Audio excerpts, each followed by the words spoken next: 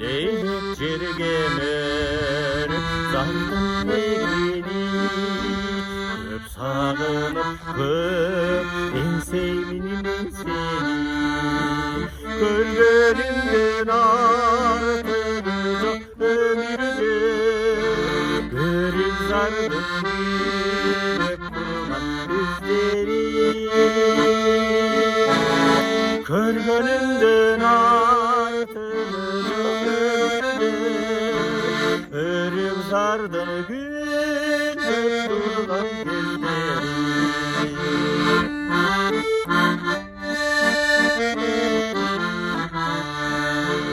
Leylek cergem bahçetmiş cerdeni asıl dardın en asılın eldeni kelgenimden artıracak ömrümde örüp örüp örsüp duran gözleri kelgenimden artıracak ömrümde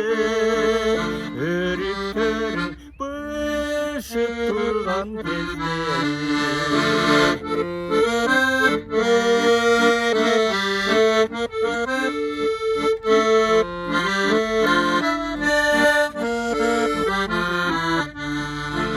Leylek cergem örüp zarlı aymalı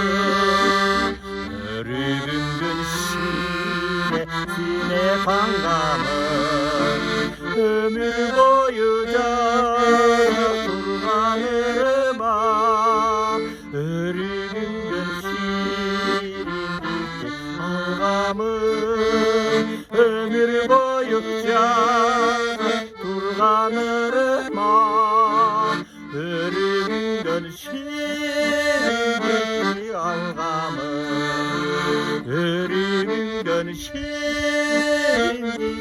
algamı